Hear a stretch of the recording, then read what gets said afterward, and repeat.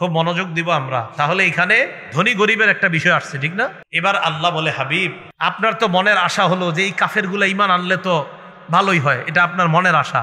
এবার আল্লাহ বলেন, ওয়াকুলিল হাক্কু মির রাব্বিকুম ফামান শাআ ফালইউমিন ওয়া মান শাআ ফালইয়াকফুর।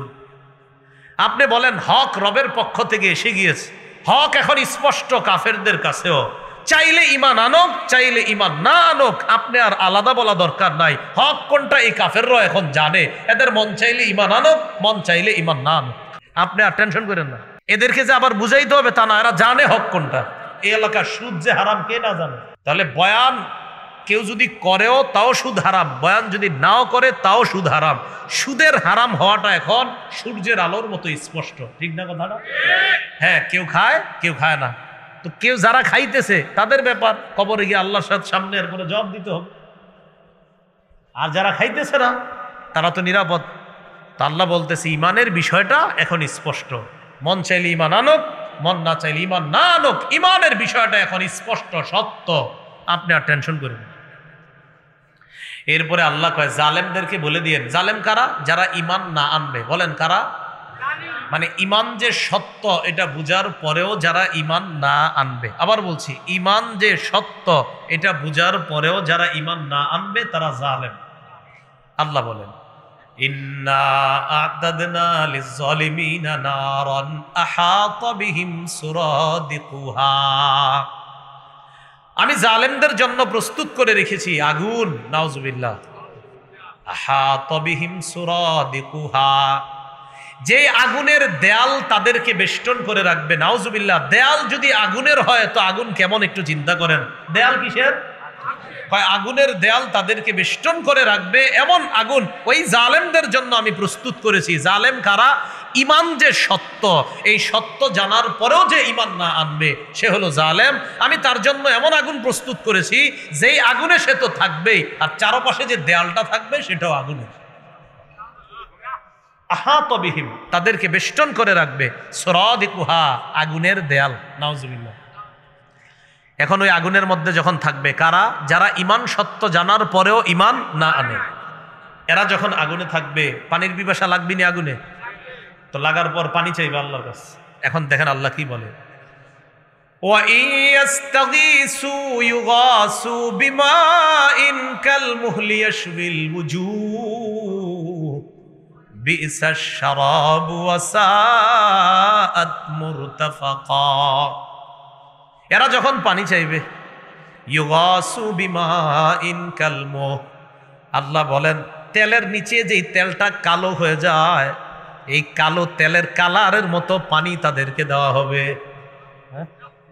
তেলের নিচের কালো তেল একদম ওই তেলের মতো তাদেরকে পানি দেওয়া হবে। ইউগাসু, তাদেরকে পানি পান করতে দেওয়া হবে। কাল মুহলি ইয়াশফিল বুজুহ, এই পানি যখন মুখের কাছে নিবে, নেওয়ার সাথে সাথে মুখগুলা ওই তেলের মধ্যে যে কালো অংশটা, এই অংশের তাপের কারণে ইয়াশফিল বুজুহ, তাদের চেহারাগুলা ঝলসে দিবে। শুধু চেহারার সামনে নিলেই তাপ এত ভয়ঙ্কর, চেহারা টেহারা সব ঝলসে দিবে। আল্লাহ কয় বিসাশ শারাব, এটা কতই না মন্দ পানি।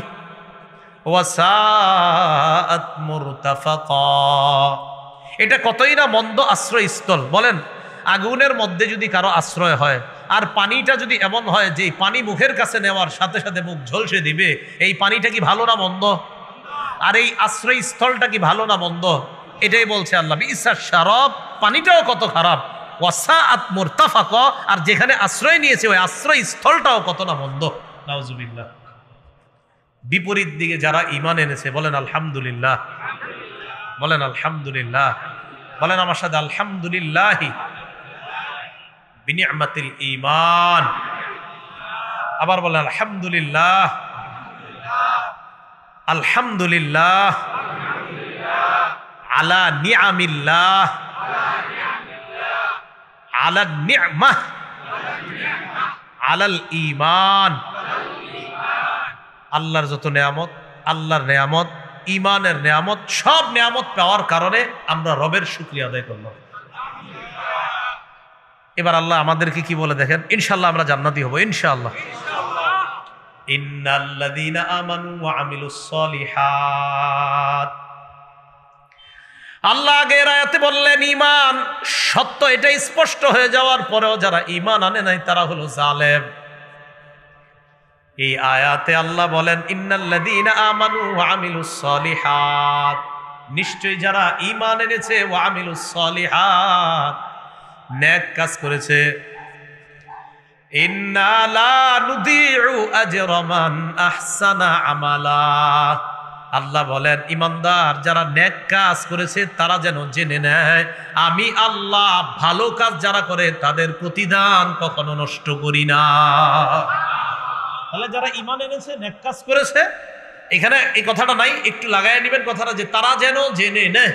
বলেন যারা ঈমান এনেছে যারা নেক কাজ করেছে তারা যেন জেনে নেয় কি, যে আমি আল্লাহ লা নুদিউ নষ্ট করি না আজরা মান, ওই ব্যক্তির প্রতিদান, আহসানা আমালা, যে ভালো কাজ করছে আমি তার প্রতিদান নষ্ট করি না। এজন্য ইয়াকিন রাখবেন আল্লাহর জন্য যদি নামাজ পড়েন, আল্লাহর জন্য যদি রোজা রাখেন, আল্লাহর জন্য যদি হজ করেন, আল্লাহর জন্য যদি যাকাত দেন, আল্লাহর জন্য কোনো আলেমকে মহাব্বত করেন, আবার আল্লাহর জন্য যদি কাউকে ঘৃণা করেন, আল্লাহ বলছে হাবিব আপনি জানায়া দেন আমি এই মানুষটার প্রতিদান নষ্ট করি না। ঘোষণাটা কার? আল্লাহ। তাহলে আমাদেরকে যদি আল্লাহ জান্নাত দেয় সেখানে কি হবে? আল্লাহ বলে উলাইকা লাহুম জান্নাতু আদ, তাদের জন্য রয়েছে জান্নাতু আদনিন, চির সুখের চিরস্থায়ী বসবাসের ঠিকানা জান্নাত। এখানে আল্লাহ বলছে জান্নাতু আদ, কি বলছে? জান্নাতু আদ, চিরস্থায়ী বসবাসের চির সুখের ঠিকানা জান্নাত। তাজরি মিন তাহতিহিমুল আনহার, এরা যখন তাদের বাগান সমূহের মধ্যে থাকবে, তারা যখন মনে রাখবেন জান্নাত কিন্তু একটা, এটা আবার কি বললাম কয়টা? জান্নাত বিশাল বড় এক বালাখানা।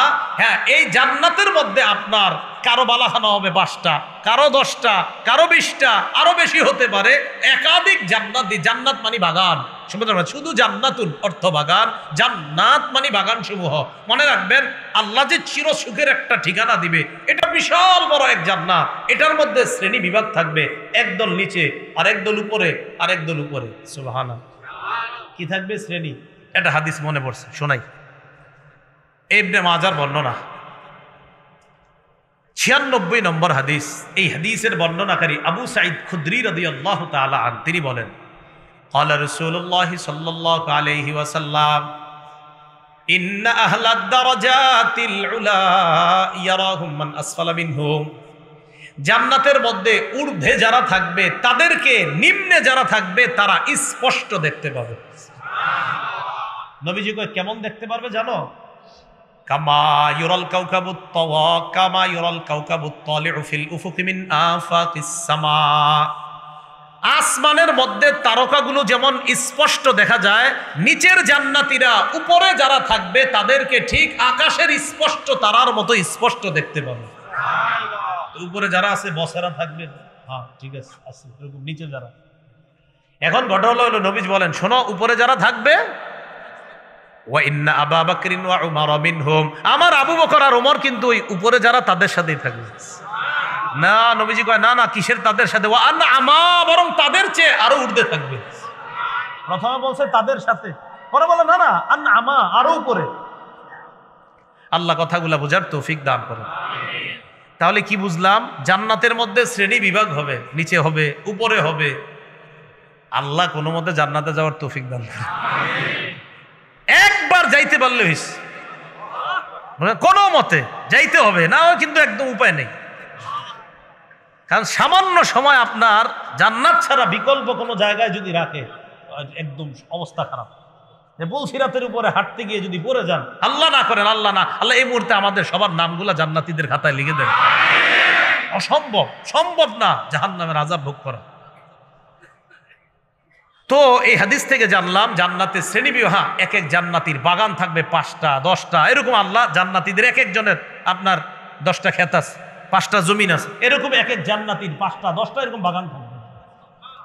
তো বাগানগুলা কেমন বাগান? আল্লাহ কয় তাজরি মিন তাহতিহিমুল আনহার, যেই বাগান এত চমৎকার হবে আশেপাশে আবার নিচ দিয়ে দেখলে তাকায়া দেখা যাবে যে নহর সমূহ প্রবাহিত হচ্ছে। এই কথাটা আল্লাহ বলে। এরপরে কি দেখেন, ইউহাল্লাউনা ফিহা মিন আসাবির মিন যাহাব, তাদের হাতের মধ্যে স্বর্ণের বালা পরানো হবে। আমার সাথে বলেন, বলেন পুরুষের জন্য, বলেন পুরুষের জন্য দুনিয়াতে স্বর্ণ পরা হারাম, কারণ তাকে এখানে খারাপ দেখা যাবে। বলেন জান্নাতে পুরুষদেরকে স্বর্ণ রূপা পরানো হবে, কারণ রব সেখানে এটার সৌন্দর্য বাড়ায় দিবেন। দুনিয়াতে পড়বেন এটা খারাপ দেখা যাবে, আখেরাতে কিয়ামত জান্নাতে আল্লাহ পড়াবেন এটা সুন্দর দেখা যাবে। সোজা হিসাব, রব যেখানে যেটা বলবে, যে আল্লাহ এখানে বলছে পড়ো না, এনে পড়বেন খারাপ, রব জান্নাতে পড়াবে সুন্দর। তাহলে আল্লাহ যেটা বলবে ওটা করা ওখানে সুন্দর, যেখানে করতে বলবে, যেখানে আল্লাহ নিষেধ করবে সেখানে সেটা করা খারাপ। তো দুনিয়াতে পুরুষদের জন্য স্বর্ণ হালাল না হারাম? এখানে এটা খারাপ। ঠিক এই বিষয়টাই জান্নাতে পরিধান করা, এটা আল্লাহ সৌন্দর্য বাড়ায় দিবেন। আল্লাহ কথাগুলা বোঝার তৌফিক দান করেন। তো রাসূলুল্লাহ সাল্লাল্লাহু আলাইহি ওয়াসাল্লাম বললেন জান্নাতে শ্রেণী হবে। আল্লাহ বললেন জান্নাতীদেরকে পরানো হবে স্বর্ণের বালা। আর কি? ওয়ায়ালবাসুনা সিয়াবান খুদরাম মিন সুনদুসি ওয়া ইস্তাবরাক, তারা পরিধান করবে পাতলা এবং মোটা রেশমের সবুজ কাপড় পরিধান করবে। পাতলা এবং মোটা রেশমের সবুজ কাপড় পরিধান করবে। কিভাবে? এবার সবাই আমার দিকে তাকাইতে হবে। কক্সবাজার তো মাশাআল্লাহ মাঝে মাঝে যান, যায় এইভাবে, বাস কি এক ভাব সামনের। আল্লাহ বলে মুত্তাকিইনা ফিহা আলাল আরাইক, জান্নাতের মধ্যে সব জান্নাতীরা পাতলা মোটা রেশমের সবুজ কাপড় পইরা এইভাবে সিংহাসনের মধ্যে এইভাবে শরীরটা ফালায়া থাকবে। বস এইভাবে থাকবে। আল্লাহ বলেন ইয়াতুফু আলাইহিম বিলদানুম মুখাল্লাদুন, শিশুরা তাদের সামনে কেতনিওয়ালা, যে দুনিয়ার মধ্যে আমরা চা খাই এরকম হাতলওয়ালা, এই যে কেতনিতে দেখা যায় না কেতনির মতো, তো এরকম কেতনি, এটার মধ্যে আপনার বিভিন্ন শরাবান তহুরার মতো থাকবে। এই শরাবান তহুরা নিয়ে শিশুরা তাদের সামনে ঘুরবে আর বসদেরকে গ্লাসে ঢাইলা খাওয়াবে। এই জন্য তো দুনিয়াতে আমরা মদ খাই না, কারণ ওখানে খাবো ইনশাআল্লাহ। তো এই জন্য এই আরাম পাইতে হইলে এখানে একটু কষ্ট করতে হবে। আল্লাহ বোঝার তৌফিক দান করে। তো আল্লাহ বলে তাদেরকে পরানো হবে স্বর্ণ, তারা পরিধান করবে রেশমের পাতলা মোটা সবুজ কাপড়। আর কি? মুত্তাকিইনা ফিহা আলাল আরাইক, এইভাবে না আমার বান্দারা পালনের মধ্যে এইভাবে হেলান দিয়ে থাকবে। কেন?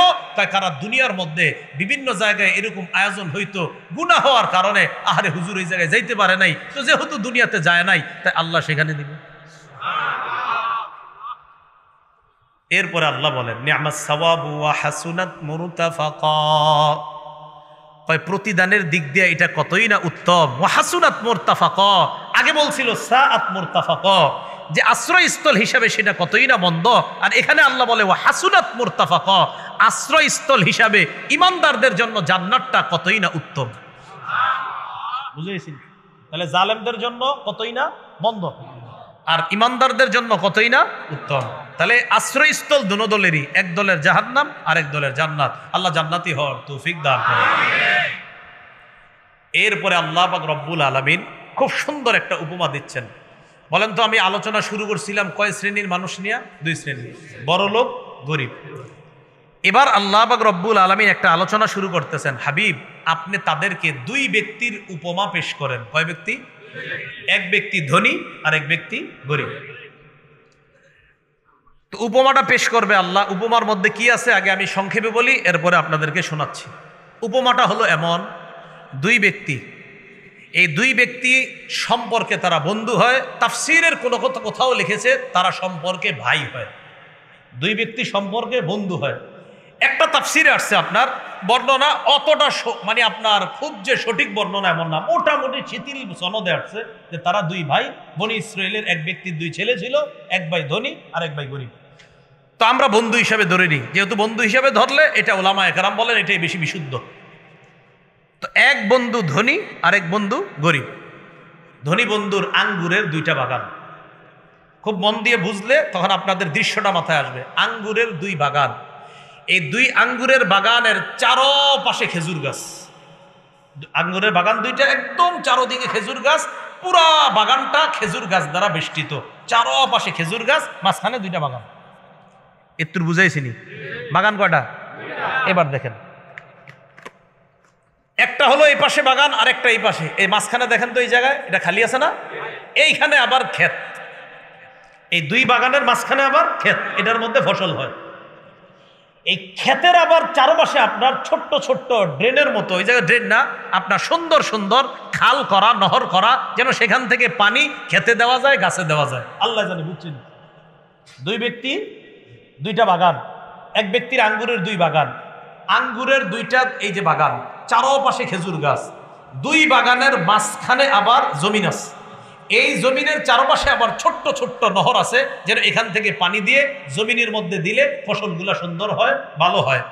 আবার ওই বাগানের মধ্যে বসে যে আসবে বাগানে, আইসা একটা মাচাং বানাইছে, ওই মাচাঙের মধ্যে বৈশা বৈশা উনি দেখবে তার বাগানটা কেমন আছে, খেজুরগুলা কেমন আছে, ক্ষেতটা কেমন আছে, একটু বুঝছেননি? তাহলে বিশাল বড় দুইটা বাগান, মাঝখানে ক্ষেত, পানি দেওয়ার জন্য ছোট্ট ছোট্ট নহর, আর যিনি মালিক তিনি মাঝে মাঝে আইসা বসার জন্য মাশাআল্লাহ বড় একটা সিংহাসনের মতো আছে, যেটা আমাদের দেশে মাচাং কই, ওই যে বাতাস টাতাস খাইরাতে, তো এটা ওই ওটা আল্লাহ কোরআনে মাচাং বলবে, এই জন্য বললাম মাচাং, সুবহানাল্লাহ। হ্যাঁ, আল্লাহ কোরআনে মাচাং বলবে। তো এরকম মাচাং আছে, মাচাঙের মধ্যে আইসা সে বস। তো এ হলো ধনী বন্ধুর অবস্থা। তো এই ধনী বন্ধুর টাকা পয়সা হওয়ার কারণে গরিব বন্ধু একদিন আসছে, আসার পর কয়, বেটা তুই কি করলি জীবনে?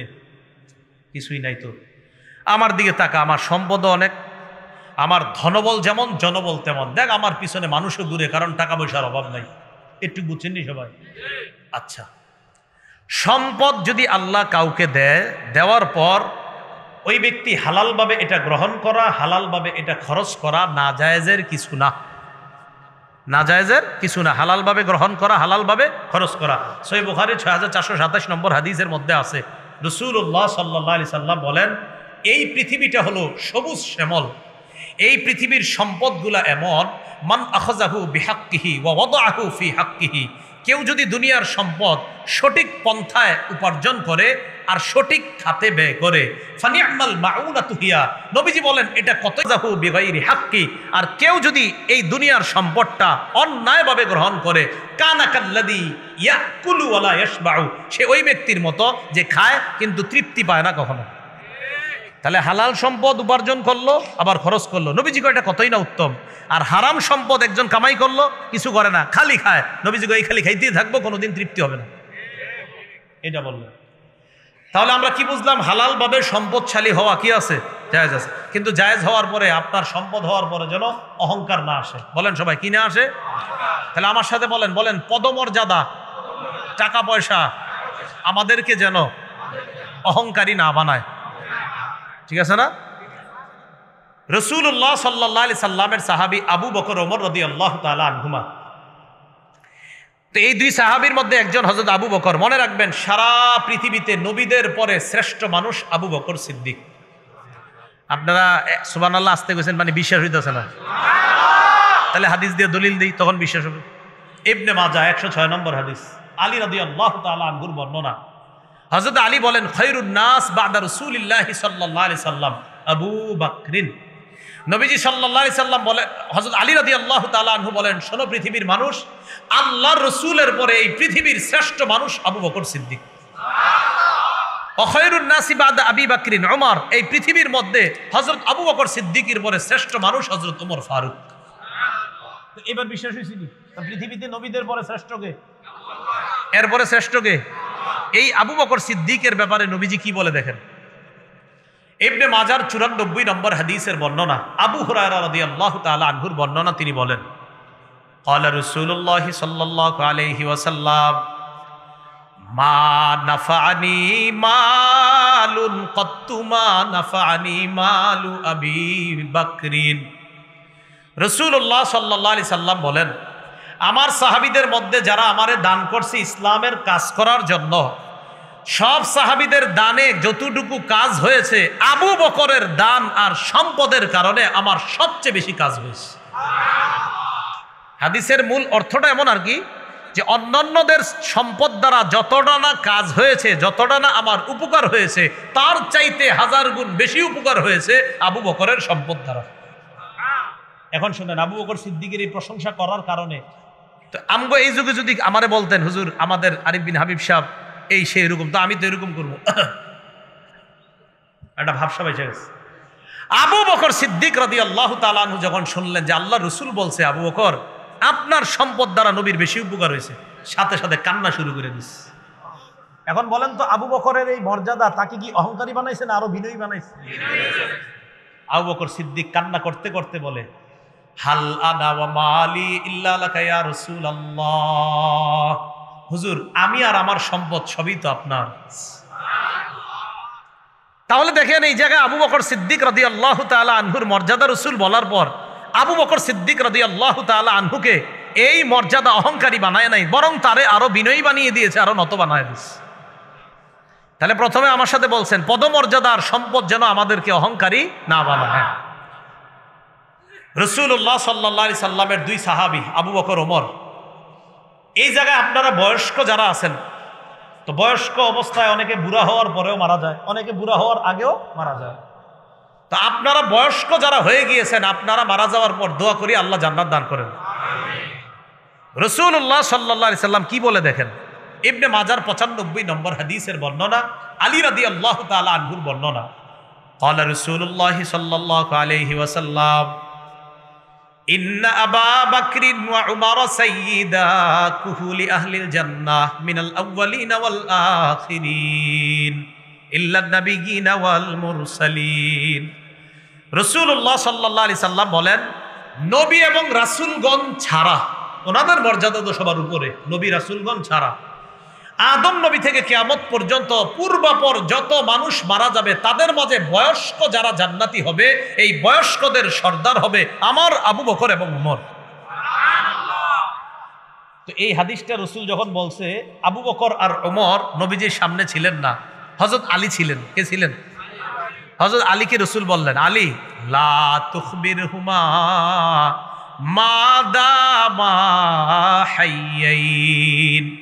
আলী, আবু বকর ওমর যতদিন জিন্দা থাকবে ততদিন তুমি তাদের দুইজনরে এই কথাটা বইলো না যে আমি বলছি তারা জান্নাতি বয়স্কদের সর্দার হবে, তুমি আবু বকর আর ওমরকে এই কথাটা বইলো না, তারা ইন্তেকালের পর বলতে পারো। হযরত আলী তারা যখন ইন্তেকাল করছে ওই দুইজন, তখন এই উম্মতকে জানায়া দিছে যে বয়স্কদের সর্দার হবে জান্নাতে আবু বকর এবং ওমর।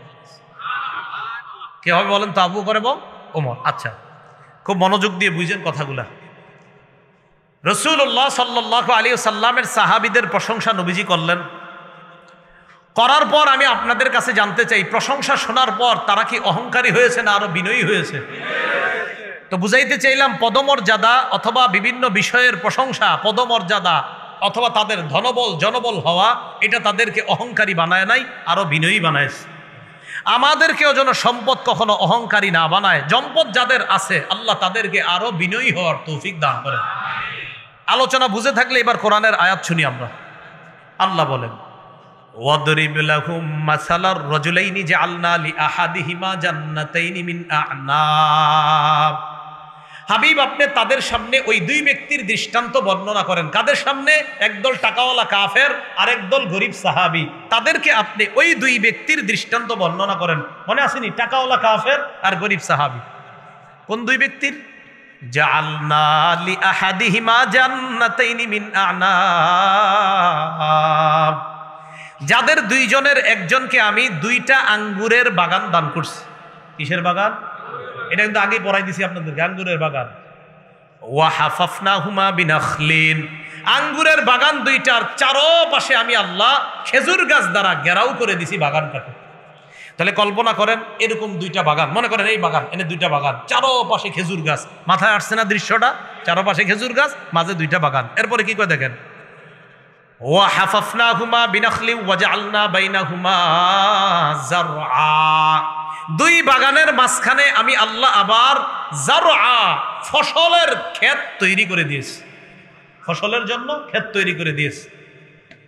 তো এই কথা বলার পর আল্লাহ বলেন, কিলতাল জান্নাতাইনি আতাত উকুলাহা ওয়া লাম তাজলিম মিনহু শাইআ, দুই বাগান প্রচুর পরিমাণ ফল দেয়, ওয়া লাম তাজলিম মিনহু শাইআ, সামান্য কম করে না, সব সময় ফল দিতেই থাকে।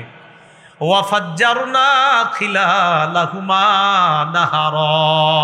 আল্লাহ বলেন ওই দুই বাগানের আশেপাশে আবার নহর দিয়ে দিয়েছি, যেন নহর থেকে পানি দিয়ে জমিনে দিতে পারে, গাছের গোড়ায় দিতে পারে, নহরও দিয়ে দিয়েছি। বাগান দিলাম, নহর দিলাম, ক্ষেত দিলাম, চারপাশে খেজুর গাছ দিলাম, এমন সুন্দর দুইটা বাগান।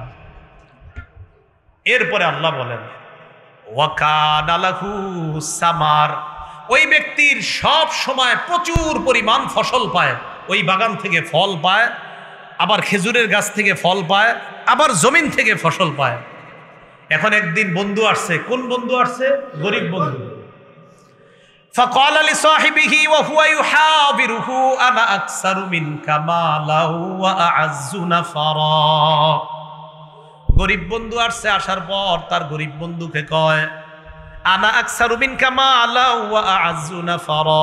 ও একটু বাকি আছে। ওয়া হুয়া ইউহাবিরু অর্থ কথার ছলে। কি ছলে? বলে না কথার ছলে। দুইজনে কথা কইতে কইতে কইতে কয় কথার ছলে একবার বলে ফেলছে। দুই বন্ধু কথা বলতে বলতে ফাকাল আলি সাহিবিহি, ধনী বন্ধু গরিব বন্ধুকে বলল ওয়া হুয়া ইউহাবিরুহু, কথার ছলে বলে ফেলছে কি আনা আকসারু মিনকা মালা, তোমার চাইতে আমার সম্পদ বেশি, ও আ'আজ্জু নাফারা, জন বলেও তোমার চাইতে আমি বেশি শক্তিশালী, আমার অনেক জনতা আছে। আসলেই তো টাকাওয়ালার পিছে 10 জন ঘুরে, আমনের পিছে একজন আটবো না। এটা ওই যুগই কি, এই যুগই তো। এরপরে আল্লাহ কি বলে দেখেন ওয়া দাখালা জান্নাতাহু ওয়া হুয়া যালিমুল লিনাফসি। ধনী বন্ধু গরিব বন্ধুরে নিয়ে বাগানে প্রবেশ করতেছে, ওয়া হুয়া যালিমুল লিনাফসি, নিজের উপর জুলুম করা অবস্থায়। এই জুলুম দ্বারা উদ্দেশ্য কুফর এবং শিরিক, বলেন নাউজুবিল্লাহ। তো এবার ধনী বন্ধু কি কয়? ক্বালা মা আযুন্নু আন তাবিদা হাদিহি আবাদা। ধনী বন্ধু গরিব বন্ধুকে বলে আমি আশাবাদী আমার এই বাগান কোনোদিনও ধ্বংস হবে না। নাউজুবিল্লাহ। ধ্বংস হবে না? এই জমিন ধ্বংস হবে না? আমি আপনি শেষ হবো না? আমার আপনার বাড়িঘর শেষ হবে না? হ্যাঁ, আমার কিচ্ছু শেষ হবে না। মা আযুন্নু আন তাবিদা হাদিহি আবাদা, আমি মনে করি না আমার এটা কখনো ধ্বংস হবে। এরপরেরটা শুনলে তো আরো আশ্চর্য হবেন। পরে কি কয় দেখেন ওয়ামা আযুন্নু সাআতা কাইমা, আমি মনে করি না কিয়ামত কোনোদিন হবে। ধনী বন্ধু বলে আমি মনে করছি না কোনোদিন কিয়ামত হবে। কিয়ামত হইলে না আমার বাগান ধ্বংস হবে? কিয়ামতই তো হবে না। পরে পরে হলেন কি কয়, এরপরে হলে আরো অবাক হবেন। কয় কোনোদিন যদি হয়েও যায়, এমনি বিশ্বাস করে না হবে, কয় হয়েও যদি যায় ওয়ালা ইরুদিতু ইলা রব্বি, তোমার কথা অনুযায়ী তুমি কও রব আছে, যদি আমার রব বইলা কেউ থাকে, সে কয় ওয়ালাইর রুদিত্তু ইলা রব্বি, আমাকে যদি আমার রবের কাছে ফিরানো হয় লা আজিদান্না খায়রাম মিনহা মুনকালাবা, আমি এর চাইতে আরো বেশি পাবো সেখানে। এমনি তো রব মানি না, যদি থাকেও এখানে যা আছে, আমি তো কিয়ামত হবে এটা বিশ্বাসই করি না, যদি হয়ও এটা ধ্বংস হবে বিশ্বাস করি না, যদি হয় তোমার কথা অনুযায়ী রব বিশ্বাস করি না, তোমার কথা অনুযায়ী যদি থাকেও এখানে যা আছে ওখানে আরো বেশি হবে। এটা ওর কথা। এবার ধনী বন্ধু এই কথা শুই না গরিব বন্ধু বলতেছে ক্বালা লাহু সাহিবুহু ওয়া হুয়া ইউহাবিরু, গরিব বন্ধু ধনী বন্ধুকে কথার ছলে বলতেছে আকাফারতা বিল্লাযী খালাকাকা মিন তুরাব সুম্মা মিন নুতফা সুম্মা সাওয়াকা রাজুলা, তুমি কি ওই রবকে অস্বীকার করো যিনি তোমাকে মাটি থেকে বানিয়েছেন, সুম্মা মিন নুতফা, সামান্য নুতফা নাপাক জিনিস থেকে বানিয়েছেন, সুম্মা সাওয়াকা রাজুলা, এরপর তোমাকে একজন সাওয়াকা রাজুলা মানুষ হিসাবে তোমাকে গঠন করেছেন, তোমাকে যেইভাবে গঠন করা সাওয়াকা, যেইভাবে তোমাকে গঠন করা দরকার এইভাবে যে রব বানাইলেন তাকে তুমি অস্বীকার করো। এই কথা বলার পর কি কয় দেখেন, গরিব বন্ধু কয় লাকিন্নাহু আল্লাহু রাব্বি, বলেন হু আল্লাহ রব্বি, আবার বলেন হু আল্লাহ রব্বি। গরিব ইমানদার বন্ধু কয় লাকিন্নাহু আল্লাহু রাব্বি, আমার রব হলেন আল্লাহ। দুনিয়া কয় রব নাই, কিয়ামত হবে না, আমার বাগান ধ্বংস হবে না। গরিব কয় আমার রব আল্লাহ। ওয়ালা উশরিকু বিরব্বি আহাদা, আমি আমার রবের সাথে কাউকে শরিক করি না, কাউকে অংশীদার বানাই না। এবার গরিব বন্ধু ধনী বন্ধুকে কয় ওয়ালাউলা ইদ দাখালতা জান্নাতাকা কুলতা মা শা আল্লাহ লা কুওয়াতা ইল্লা বিল্লাহ। তুমি যখন বাগানে প্রবেশ করলা, ধনীরে বলতেছে তুমি কেন বললা না মা শা আল্লাহ? কি বললা না? তুমি কেন বললে না মা শা আল্লাহ? এখান থেকে শিখলাম নেয়ামতের কিছু দেখলে বলা মা শা আল্লাহ। বলেন, নেয়ামতের কিছু দেখলে কি বলা? আল্লাহ। লা কুওয়াতা ইল্লা বিল্লাহ, আল্লাহ ছাড়া কোনো শক্তি নেই। মানে এই বাগান দেওয়ার মতো ক্ষমতা আল্লাহ ছাড়া কেউ নাই। আল্লাহর শক্তি আছে, ক্ষমতা আছে, এই বাগান তোমারে দিছে রব। তুমি কেন বললা না মাশা আল্লাহ? এটা তুমি ঠিক করো নাই। এবার গরিব বন্ধু কয় ইন তারানি আনা আকাল্লা মিনকা মালা ওয়া ওয়ালাদা, যদিও তুমি আমাকে দেখছো আমার সম্পদ কম, ওয়া ওয়ালাদা আমার সন্তান কম, আমার সন্তানও নাই, সম্পদ নাই, আমি সন্তান নাই, তোমার মতো এত জনবল ধনবল আমার নাই, এটা যদিও তুমি কম দেখতেছো। ফাআসা রাব্বি আইয়ুতিয়ানি খায়রাম মিন জান্নাতিকা, তোমার যে আঙ্গুরের বাগান এর চাইতে আরো দামি বাগান আমার আশা আমার রব আমাকে দান করবে। আশা রব্বি, আশাবাদী আমার রব, আইয়ুতিয়ানি আমাকে দিবে খায়রান উত্তম মিন জান্নাতিকা, তোমার এই বাগানের চাইতে। সুবহানাল্লাহ। তাহলে কাফের ইমানদার, কাফের কয় আমার অনেক কিছু আছে, ইমানদার কয় কিছু নাই। কাফের কয় আমার কিচ্ছু হবে না, ইমানদার কয় আমার রব আছে। কাফের কয় আমার আঙ্গুরের বাগান, ইমানদার কয় আমারে দুনিয়াতে আল্লাহ যা দিছে আলহামদুলিল্লাহ। কাফের কয় আমারটা শেষ হবে না, ইমানদার কয় তোমার চাইতে উত্তম রব আমাকে দিবে। মনে থাকবেন ইনশাআল্লাহ। আচ্ছা, কথা শেষ হন। এরপরে কি কয় দেখেন, আও ইউরসিলা আলাইহা হুসবানাম মিনাস সামা ফাতুসবিহা সাইদান জালাকা।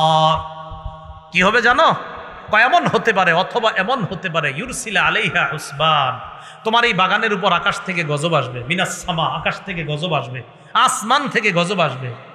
গজব আসার পর ফাতুসবিহা সাইদান জালাকা, এই বাগান হয়ে যাবে সাইদা, সাইদান জালাকা কয় তরুহীন ভূমি, তরুহীন ভূমি, উদ্ভিদহীন ভূমি, কোনো শাক সবজি ফসল ছাড়া ভূমি হয়ে যাবে আকাশের গজব আসলে। আও ইউসবিহা মাউহা গাওরা, অথবা পানি শুকিয়ে যাবে। ওই যে নহর আছে পানি দেওয়ার মতো, এই পানি শুকিয়ে যাবে। ফালান, এই তাকি উসমানী সাহেব এটার তর্জমা করছেন, মুফতি তাকি সাহেব এটার তর্জমা করছে। আও ইউসবিহা মাউহা গাওরা, এটার অনুবাদ হুজুর করছেন আল্লামা মুফতি তাকি উসমানী সাহেব, জাস্টিস, আল্লাহ হযরতের হায়াতে তয়্যিবা দান করেন। হযরত অনুবাদ করছেন অথবা তার পানি ভূগর্ভে চলে যাবে। ভূগর্ভে মানে যে পানিটা আছে আপনার, এটা চলে যাবে, শুকিয়ে যাবে। তো হুজুর অনুবাদ করছেন এটা, আর মহিউদ্দিন খান সাহেব অনুবাদ করছেন অথবা তার পানি শুকিয়ে যাবে। মহিউদ্দিন খান সাহেব অনুবাদ করছেন পানি শুকিয়ে যাবে, আর তাকি উসমানী সাহেব বলছেন যে ভূগর্ভে পানিটা চলে যাবে। হযরত উর্দুতে করছেন, তো ওনার উর্দুর অনুবাদটা এমন ভূগর্ভে চলে যাবে। তো এই কথা বলার পর ফালান তাস্তাতি আলাহু তালাবা, তখন তুমি আর খুঁজা কিচ্ছু পাইবা না, এটার জন্য যে খুঁজা কিছু পাইবা, খোঁজার মতো কিছু পাইবা না। আর এরপরে দেখেন কি কয়, ওয়া উহিতা বিসামারি, বাস্তবিকই তার ফসলগুলা ধ্বংস হয়ে গেছে। নাউজুবিল্লাহ। ওই যে আঙ্গুরের বাগান শেষ, সব শেষ। এবার আমার দিকে দেন, ফাসবাহা ইউকাল্লিবু কাফাইহি, এই যে এমন করে, এই যে হাত খোঁচাইতেছে, এই যে ইউকাল্লিবু কাফাইহি, এই যে হাত খোঁচাইতেছে। ফাসবাহা ইউকাল্লিবু কাফাইহি, সকালবেলা হাত খোঁচাইতেছে। কি হইল? আলামা আনফাকা ফিহা, বাগানে যা যা খরচ করছে আফসোস করতেছে, হায় হায় আমি না 1 লক্ষ টাকা বিনিয়োগ করছি, আমি না 5 লক্ষ বিনিয়োগ করলাম, আফসোস করে। এই যে ফাসবাহা ইউকাল্লিবু কাফাইহি মানে 2 হাত, ফাসবাহা ইউকাল্লিবু কাফাইহি, 2 হাতকে এইভাবে আপনার কসলাইতেছে, কসলাইতে কসলাইতে বলতেছে হায় হায় কি করলাম। আলামা আনফাকা ফিহা, যা খরচ করছে এটার উপর আফসোস করতেছে আমি কি করলাম। আরেকটা মনে আসেনি মাচাং, হ্যাঁ, ওয়াহিয়া খাবিয়াতুন আলা উরুশিহা, তাকায় দেখে পুরা বিরান বাগানে কিচ্ছু নাই, আলা উরুশিহা, তার মাচাং সহ। ওই যে বসতো হযরত আয়েশা, বসে এসে বসতো একটা, হ্যাঁ হ্যাঁ ওটাও শেষ। ওয়াহিয়া খাবিয়াতুন আলা উরুশিহা, যে মাচাং টাচাং যা বসার যত জায়গা সব শেষ। আল্লাহ আমাদেরকে বুঝার তৌফিক দান করেন। তাহলে দেখেন সব শেষ করে দিছে আল্লাহ তাআলা। এবার কি করে দেখেন, ওয়ায়াকুলু ইয়া লাইতানি লাম উশরিক বিরাব্বি আহাদা, এখন ওই ধনী বন্ধু কয় হায় আমি যদি রবের সাথে শিরিক না করতাম, আমি যদি রবের সাথে শিরিক না করতাম। এখন বলতেছে ওয়ায়াকুলু ইয়া লাইতানি লাম উশরিক বিরাব্বি আহাদা, আল্লাহ বলে ওয়ালাম তাকুল্লাহু ফিআতুন ইয়ানসুরুনাহু মিন দুনিল্লাহ ওয়া মা কানা মুনতাসিরা। তার এমন কোন দল আর হইল না। আগে টাকা অবস্থায় কি ছিল? দলবল। এখন কিচ্ছু নাই। আলাম তাকুল্লাহু ফিআতা, এখন আর দলবল নাই। ইয়ানসুরুনাহু মিন দুনিল্লাহ, যাকে আল্লাহ ছাড়া কেউ সাহায্য করার মতো এখন আর কেউ নাই। ওমা কানা মুনতাসির, নিজেও নিজেরে সাহায্য করতে পারতেছে না, এতটা সে অসহায় হয়ে গেছে। আল্লাহ কি কয় জানেন? হুনালিকাল ওয়ালায়াতু লিল্লাহিল হক, ওই সময়ে তোমাকে সাহায্য করতে পারে একমাত্র আল্লাহ। হুনালিকাল ওয়ালায়াতু লিল্লাহিল হক, তখন সাহায্য একমাত্র করতে পারেন কে? তাহলে এবার ভাবেন, আপনার টাকা পয়সা ধনবল জনবল সব ছিল, হঠাৎ কেউ নাই, গাড়ি বাড়ি কিচ্ছু নাই। আল্লাহ কয় আর কাউরে পাইবা না আমারে ছাড়া। হুনালিকাল ওয়ালায়াতু লিল্লাহিল হক, ওয়ালায়া রাজত্ব, কর্তৃত্ব, ক্ষমতা, সাহায্য করার ক্ষমতা তখন একমাত্র লিল্লাহিল হক, আল্লাহ। তাহলে এখান থেকে কি বুঝলাম বলেন তো? হুনালিকাল ওয়ালায়াতু লিল্লাহিল হক হুয়া খায়রুন সাওয়াবা, প্রতিদান দেওয়ার ক্ষেত্রে আল্লাহই উত্তম। হুয়া খায়রুন সাওয়াবা, আল্লাহ পাক রব্বুল আলামিন প্রতিদান দেওয়ার ক্ষেত্রে উত্তম। খায়রুন উকবা, এবং পরিণামের দিক থেকে, দেওয়ার দিক থেকে আল্লাহ পাক রব্বুল আলামিন সবচাইতে উত্তম প্রতিদান দান করেন। হুয়া খায়রুন ইনদা রাব্বিকা সাওয়াবা ওয়া খায়রুন আমালা আছে আরেকটা পরে। প্রতিদানের দিক থেকে তোমার রব উত্তম, আশা ভরসার দিক থেকেও আল্লাহ উত্তম। সুবহানাল্লাহ। এখন এই জায়গা থেকে আমরা যা বুঝলাম, টাকা পয়সা দেওয়ার পরে টাকা পয়সা হালালভাবে হওয়াটা দোষের না, অহংকারী হওয়া, পদমর্যাদা পাওয়ার পর অহংকারী হওয়া এটা দোষের। এই অহংকার আপনাকে ধ্বংস করে দিতে পারে। টাকা পয়সা হওয়ার পর হালাল খাতে যদি আপনি ব্যয় করেন এটাতে কোনো সমস্যা নাই। তাহলে কি শিখলাম? টাকা পয়সা আমার আপনার হতে পারে, বাকি এটা সঠিক জায়গায় ব্যয় করতে হবে, হালালভাবে খরচ করতে হবে। আল্লাহ তৌফিক দান করেন।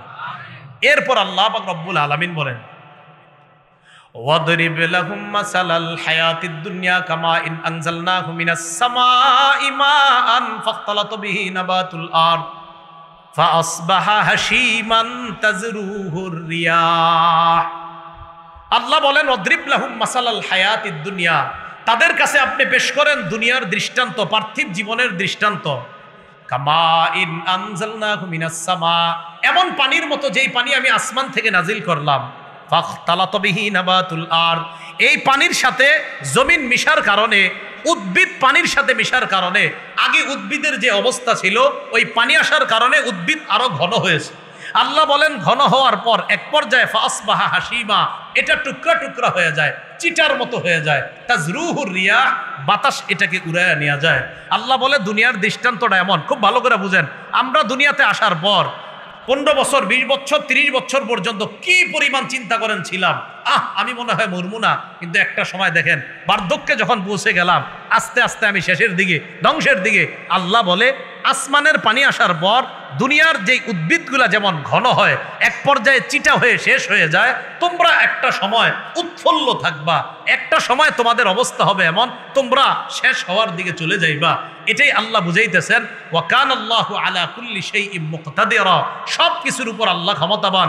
আপনারা যেমন শক্তিশালী রাখছে আল্লাহ, এখন দুর্বলও আল্লাহ বানায়া দিতে পারেন। এই কথাটা আল্লাহ বুঝাইলেন যে নবী আপনি মানুষকে উদাহরণ দিয়ে বুঝান যে এই পৃথিবীর দৃষ্টান্তটা এমন, আমি আল্লাহ আসমান থেকে পানি নাজিল করলাম, আর এই পানির সংমিশ্রণে কিছু উদ্ভিদ ঘন হলো, ঘন হওয়ার পর এক পর্যায়ে উদ্ভিদগুলা চিটা হয়ে গেল, বাতাস এটাকে উড়াইয়া নিয়ে গেল। আমার বান্দাদেরকে বুঝান এদের একটা সময় উৎফুল্ল অবস্থা ছিল, এই অবস্থা থেকে তারা বার্ধক্যে যাবে, এক পর্যায়ে তারা শেষের দিকে যাবে। এর মানে সবাই শেষ হতে হবে, এটাই হলো দুনিয়া। সবাই শেষ হতে হবে, এটা হলো কি?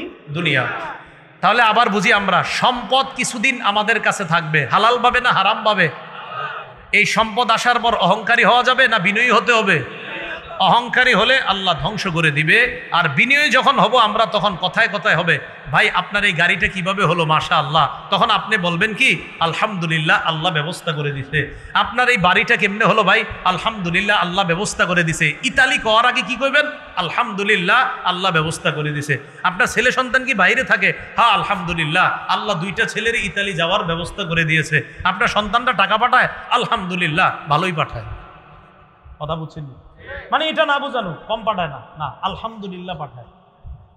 যেটা বুঝাইতে চাইলাম, আমরা যেন অহংকারী না হই, আমরা যেন বিনয়ী হই। এরপরে আল্লাহ ফিনিশিংটা দিচ্ছেন যেইভাবে, আল মালু ওয়াল বানুনা জিনাতুল হায়াতিদ দুনিয়া, সম্পদ, অল বানুনা সন্তান, জিনাতুল হায়াতিদ দুনিয়া পার্থিব জীবনের সৌন্দর্য, সম্পদ সন্তান পার্থিব জীবনের সৌন্দর্য। ইমানের সাথে একিনের সাথে বললেন সম্পদ আর সন্তান চিরস্থায়ী, সম্পদ আর সন্তান চিরস্থায়ী। আচ্ছা, তাহলে আল্লাহ কি বলে দেখেন, আল মালু ওয়াল বানুনা জিনাতুল হায়াতিদ দুনিয়া, সম্পদ সন্তান দুনিয়ার চাকচিক্য সৌন্দর্য। আবার জিজ্ঞাসা করি, সম্পদ সন্তান চিরস্থায়ী তাহলে ক্ষণস্থায়ী? এটা আপনারা বললেন, কিন্তু আল্লাহ বলতেছে দেখেন, ওয়াল বাকিয়াতুস সালিহাত, নেক আমল চিরস্থায়ী। সুবহানাল্লাহ। সম্পদ সন্তান ক্ষণস্থায়ী, ওয়াল বাকিয়াতুস সালিহাত, ভালো যে নেক আমলগুলা হবে তোমার অবশিষ্ট থাকবে, যেটা আখিরাতে যাবে, ওয়া খায়রুন ইনদা রাব্বিকা সাওয়াবা, এটাই হবে আল্লাহর কাছে প্রতিদানের দিক থেকে অনেক উত্তম। তাহলে আমরা শেষে আল্লাহ যে কথাটা বললেন, সম্পদ সন্তান দুনিয়ার সৌন্দর্য, বাকি চিরস্থায়ী না। আমল নামা এটা হলো আখেরাতের সৌন্দর্য, ওটা চিরস্থায়ী। সন্তান সম্পদ ক্ষণস্থায়ী, এটা দুনিয়ার সৌন্দর্য। আমল নামা চিরস্থায়ী, এটা আখেরাতের সৌন্দর্য। আল্লাহ আমাদেরকে ওই চিরস্থায়ী আমল নামা নিয়ে কবরে যাওয়ার তৌফিক দান করে। এবার সর্বশেষ একটা হাদিস শুনেন, রাসূলুল্লাহ সাল্লাল্লাহু আলাইহি সাল্লাম বলেন, তাত্তাবিউল মাইয়িতা সালাসা, তিনটা জিনিস মরা ব্যক্তির সাথে, মৃত ব্যক্তির লাশের সাথে কবর পর্যন্ত যায়। কয়টা জিনিস? তিনটা জিনিস।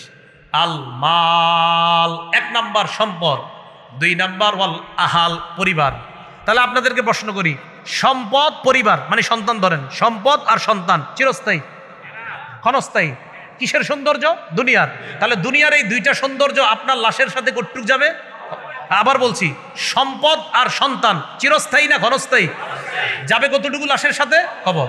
তিন নাম্বার ওয়াল আমাল, আমল নামা যাবে। তাহলে সম্পদ যাবে, পরিবার যাবে, আমল নামা যাবে। নবীজি বলেন ইয়ারজিউ ইসনান, দুইটা ফিরে আসবে, ওয়া ইয়াবকা ওয়াহিদ, একটা থাকবে। ইয়ারজিউল মালু ওয়াল আহাল, পরিবার সম্পদ ফিরে আসবে। তাহলে দুনিয়ার সৌন্দর্য যে দুইটা ফিরে আসছে। ওয়া ইয়াবকাল আমাল, আখিরাতের সৌন্দর্য থেকে যাবে। তাহলে লাশের সাথে তিনটা জিনিস যায়, পরিবার যায়, সম্পদ যায়, সন্তান যায়, আমল নামা যায়। তো দুইটা ফিরে আসে, পরিবার আর সম্পদ ফিরে আসে, আমল নামাটা থেকে যায়। রাসূলুল্লাহ সাল্লাল্লাহু আলাইহি সাল্লাম বলেন এই আমল নামাটাই কবরে যাবে। আর আল্লাহ কোরআনে বললেন দুনিয়ার সৌন্দর্য হলো তোমার সন্তান, দুনিয়ার সৌন্দর্য হলো তোমার সম্পদ, আখিরাতের সৌন্দর্য হলো আমল নামা। এটা নিয়ে যদি যাইতে পারো, আমি আল্লাহর কাছ থেকে উত্তম প্রতিদান পেব। হুয়া খায়রুন ইনদা রাব্বিকা সাওয়াবা, এটাই তোমার রবের কাছে প্রতিদানের দিক থেকে উত্তম। আল্লাহ পাক রব্বুল আলামিন আমাদের সকলকে দুনিয়ার চাকচিক্য ক্ষণস্থায়ী সৌন্দর্য, হ্যাঁ এটা হালালভাবে ততটুকু গ্রহণ করব যতটুকু যত দিনের জন্য দরকার, চিরস্থায়ী আমল নামা নিয়ে আমরা যেন কবরে যেতে পারি। আল্লাহ তৌফিক দান করেন। আমিন। ওয়া আখিরু দাওয়ানা আনিল হামদুলিল্লাহি রাব্বিল আলামিন। সুবহানাল্লাহি ওয়া বিহামদিহি, সুবহানাকাল্লাহুম্মা ওয়া বিহামদিকা আশহাদু আল্লা ইলাহা ইল্লা আনতা আস্তাগফিরুকা ওয়া আতুবু ইলাইক। আলহামদুলিল্লাহি রাব্বিল আলামিন। আলা আকিবাতুল লিল মুত্তাকিন ওয়াস সালাতু ওয়াস সালামু আলা সাইয়্যিদিল আমবিয়া ওয়াল মুরসালিন ওয়া আলা আলিহি ওয়া সাহবিহি আজমাইন। আল্লাহ এই মাহফিলকে আপনি কবুল করেন, সমস্ত গুনাহ খাতা মাফ করে দেন, ভুলগুলা মাফ করে দেন। আমার আগে যারা আলোচনা করেছে তারাই গুরুত্বপূর্ণ সঠিক কথাগুলো বলেছে মাওলা। আমি সর্বশেষ টুটা ফাটা ভাঙা গলায় কিছু কথা বলছি মাওলা। আল্লাহ তাদের ভালো কথার সাথে আমার কথাগুলোও কবুল করে নেন। আল্লাহ আমাদেরকে আপনি মাফ করে দেন। আল্লাহ আজকে কোরআনের যে মূল বিষয়টা বুঝাইতে চেয়েছিলাম মাওলা, একটা হলো গরিব, আরেকটা হলো ধনী, আরেকটা হলো সম্পদ, আরেকটা হলো আখেরাত। সম্পদ দুনিয়ার সৌন্দর্যতা, আমল নামা আখেরাতের সৌন্দর্যতা। মাওলা গো, আমল নামার সৌন্দর্যতা চিরস্থায়ী, সম্পদের সৌন্দর্যতা ক্ষণস্থায়ী। আমরা যেন ক্ষণস্থায়ী সৌন্দর্যতার পরিবর্তে চিরস্থায়ী সৌন্দর্যতাকে গ্রহণ করতে পারি, তৌফিক দান করেন। আল্লাহ আমাদের দোয়া আপনি কবুল করেন। আল্লাহ আমাদের যাদেরকে আপনি সম্পদ দিয়েছেন বেশি বেশি শুকরিয়া আদায় করার তৌফিক দান করেন। আল্লাহ যাদেরকে দেন নাই তাদেরকে হালাল সম্পদের ব্যবস্থা করে দিয়েন। আল্লাহ সম্পদ যেন আমাদেরকে অহংকারী না বানায়। আল্লাহ জনবল ধনবল যেন আমাদেরকে অহংকারী না বানায়। সম্পদ যেন আবু বকর সিদ্দিকের মতো আমাদেরকে বিনয়ী বানায়া দেয়। সম্পদ যেন উসমান গনির মতো আমাদেরকে বিনয়ী বানায়া দেয়। আল্লাহ আমাদের দোয়া আপনি কবুল করেন। এই মাহফিলের শ্রোতা সকলকে আপনি কবুল করে নেন। আয়োজক বৃন্দ, কমিটি, দাতা যারা সকলকে আপনি কবুল করে নেন। মাহফিল করতে গিয়ে পরামর্শ, শ্রম, অর্থ দিয়ে যারা সহযোগিতা করেছে সকলের অর্থ, শ্রম, মেধা, পরামর্শ আপনি কবুল করেন। আল্লাহ আপনার কাছে একটা আশা, কত দূর থেকে আসছি একজন মুসাফির মানুষ মাওলা, আপনার কাছে দোয়া করে যাচ্ছি আজকে যাদের সামনে বসলাম, যারা আমার সামনে বসছে মাওলা, তাদের সাথে আবার জান্নাতে দেখা করায়া দিয়েন। আল্লাহ এই আরজিটা আপনি কবুল করে নেন। মাবুদ গো, আজকেই কোরআনে বললাম একদল জান্নাতি উপরে থাকবে আর একদল নিচে। আল্লাহ আমাদেরকে ঊর্ধ্বের জান্নাতি বানায়া দিয়েন, আর জান্নাতুল ফেরদাউসের মেহমান বানায়া দিয়েন। আল্লাহ আমাদের দোয়া আপনি কবুল করেন। আল্লাহ আমাদের দোয়া আপনি কবুল করেন। আল্লাহ আমাদের দোয়া আপনি কবুল করেন। আল্লাহ জিন্দেগির সব গুনাহ মাফ করে দেন।